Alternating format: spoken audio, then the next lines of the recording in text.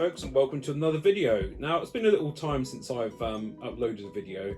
I've been sort of really busy with my other job, but I've got a bit of time today, so I'm going to be taking a look at social media and the algorithms that they use and the issues that come with those algorithms. So I'm on my Facebook page here for my YouTube channel, and if you've looked at my Facebook page for it, you probably noticed that I don't like DEI, feminism, anything that seeks to give other people a leg up for doing nothing, basically. Now, the issue with that is Facebook obviously wants my engagement, as it wants everyone's engagement.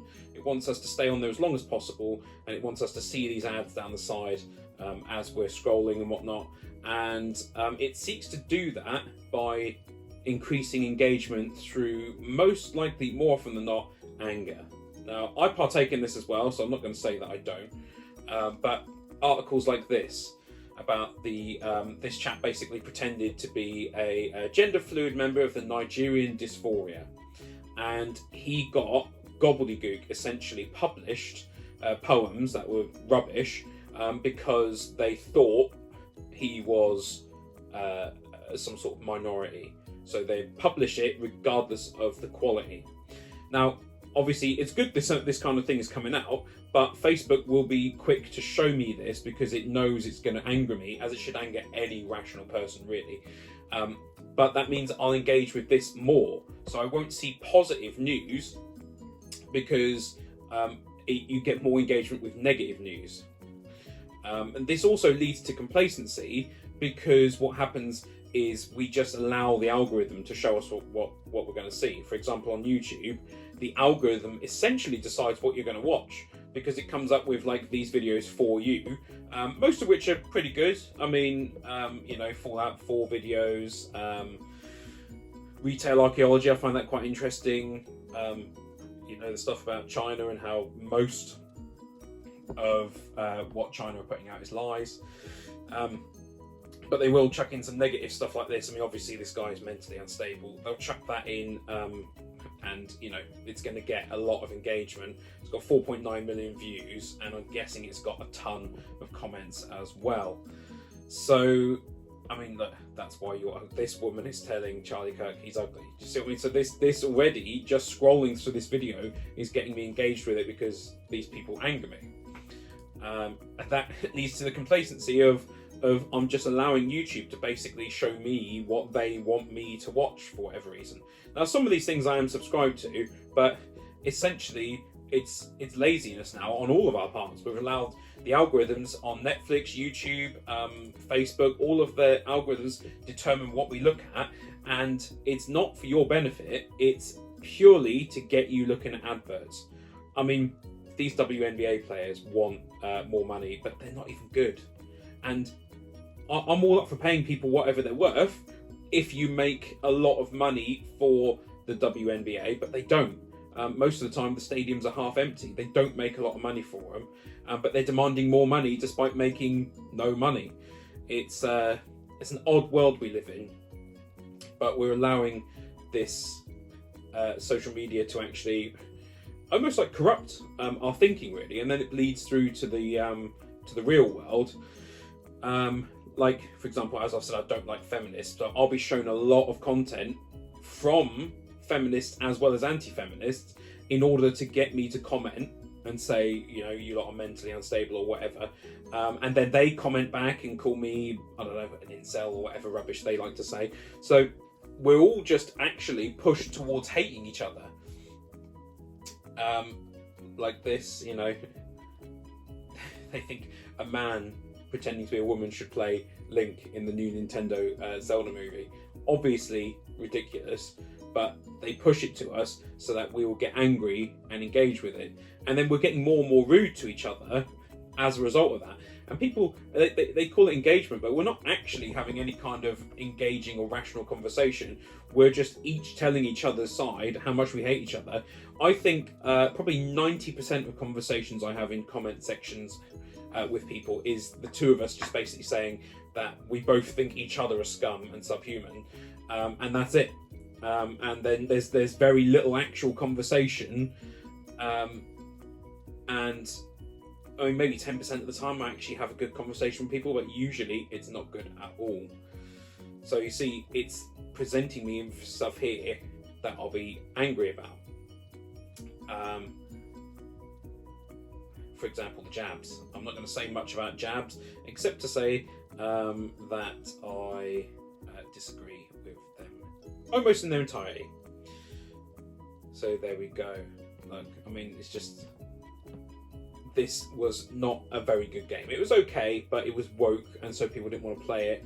So they'll show me this, and I bet if you go on the comments, there'll be someone saying, oh, this game is wonderful, oh, and then there's other people saying it's bad, and then people are commenting on each other's.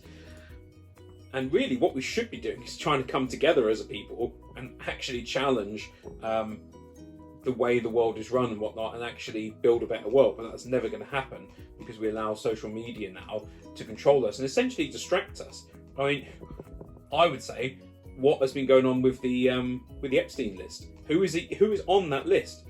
But instead, we're getting distracted by things like this. Apparently, the BBC has said they've had enough of Mrs. Brown's Boys, even though it came out many, many years ago. But apparently, they've had enough of it. This lady here is supposed to be engaging us younger voters. I say younger, but they're supposed to be engaging us, but that's never going to happen. This whole thing with the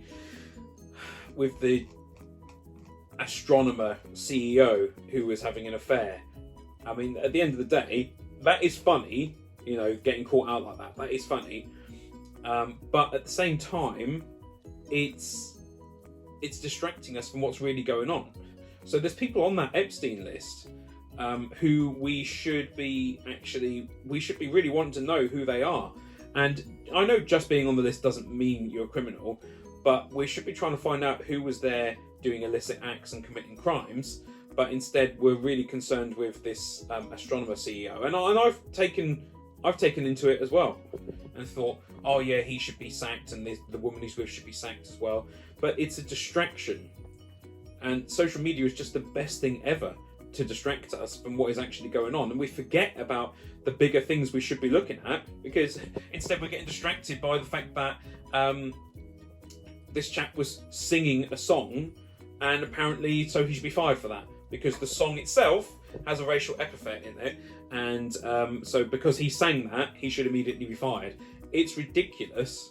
It is ridiculous, but at the same time, it's like, why are we letting ourselves get distracted? And I'm guilty of this as well.